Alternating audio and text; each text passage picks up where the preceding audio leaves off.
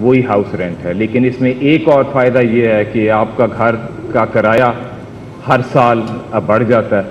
لیکن اگر آپ میرا پاکستان میرے گھر کی اسکیم میں قرضہ لے لیتے ہیں تو اس کی ماہانہ قسط فکس ہوتی ہے اور ہر سال نہیں بڑھتا. اب میں شروع اس کہانی سے کرنا چاہتا تھا ایک خاتون کی, ایک بیوہ خاتون کی, جو اپنی ایک بچی کے ساتھ رہتی ہیں, اس لیے کہ ان کا خواب پورا ہو. اور میں آپ یہ کہنا تھوڑا سا آپ کو بتانا چاہتا ہوں کہ یہ کہانی شروع کہاں سے. آج سے تقریباً 1.5 سال پہلے وزیر اعظم پاکستان کی ایک ویژن تھی کہ ملک میں ترقی کے لیے ہاؤسنگ اور کنسٹرکشن سیکٹر کو اور اس کے ساتھ ساتھ افورڈیبل ہاؤسنگ کو ہم نے ملک میں ایک نئے جوش کے ساتھ پروموٹ کرنا ہے. اگر آپ دیکھیں تو اس کام کو شروع کرنے سے پہلے جو پورا ہاؤسنگ اور کنسٹرکشن فائنینس اور مارگیجز وغیرہ ہیں, یہ ہمارے جی ڈی پی کی 1% سے بھی کم کے لیول پہ تھا. اور کیونکہ وزیر اعظم صاحب کو بڑا کلیئرلی یہ پتہ تھا کہ اگر ہم دوسرے ممالک سے اپنا مقابلہ کریں تو ایک چیز بہت واضح ہے کہ ہمارا ہاؤسنگ اور کنسٹرکشن فائنینس وہ نہیں ہے جہاں ہونا چاہیے. ایک, اگر ہاؤسنگ اور کنسٹرکشن بڑھے گی تو روزگار ملے گا لوگوں کو, خاص کر وہ لوگ جو دن کی دہاڑی کرتے ہیں. اور دوسرا یہ کہ اگر ساتھ ایک گورنمنٹ یہ اسکیم لائے گی کہ ہاؤس لون کا سبسڈی دے مارک اپ پہ, کہ یہ ممکن ہو کہ گھر کی قسط افورڈیبل ہو, تو پھر لوگوں کا اپنے گھر کا خواب پورا ہوئے گا. جب وزیر اعظم صاحب نے یہ اسکیم شروع کی تو انہوں نے حکومت کے اداروں کو یہ ڈائریکشن دی کہ سب اس میں اپنا اپنا کردار ادا کریں.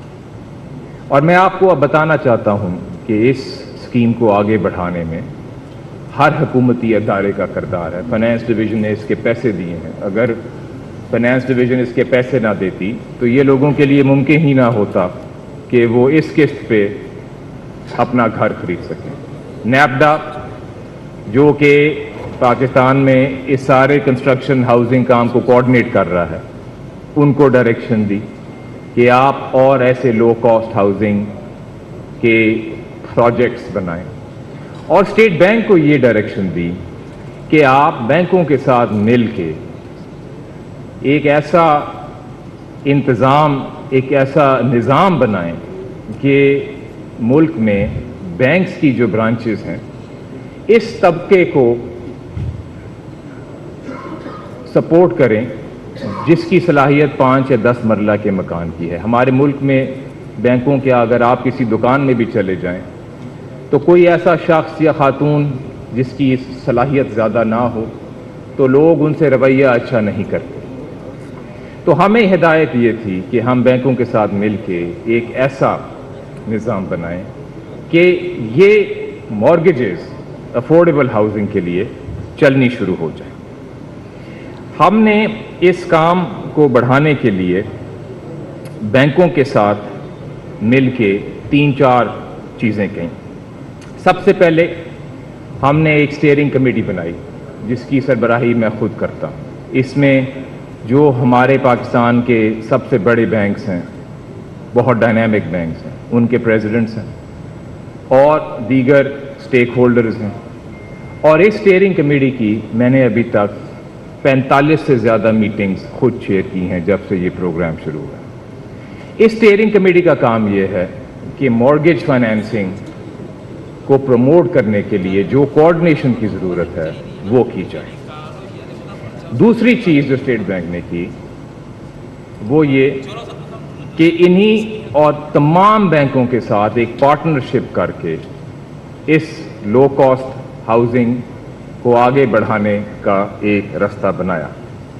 میں خاص کر شکر گزار آج بینکس کا کہ جنہوں نے اس کو آگے بڑھایا.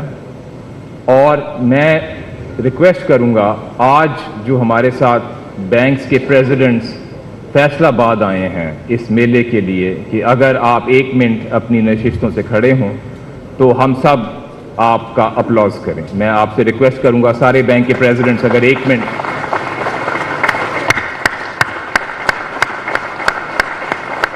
नाज़रीन, रज़ा बाकिर गवर्नर स्टेट बैंक फैसलाबाद में तकरीब से खिताब कर रहे हैं। अपने खिताब के दौरान उनका यह कहना है कि वज़ीर आज़म की विजन की रोशनी में मेरा घर मेरा पाकिस्तान की स्कीम के तहत हुकूमत लोगों को घरों की फराहमी में सहूलियात फराहम कर रही है। पाकिस्तान में लाखों लोगों की आमदनी इतनी नहीं है कि वो अपना घर खरीद सकें। हुकूमत लोगों को सब्सिडी फराहम कर रही है। 5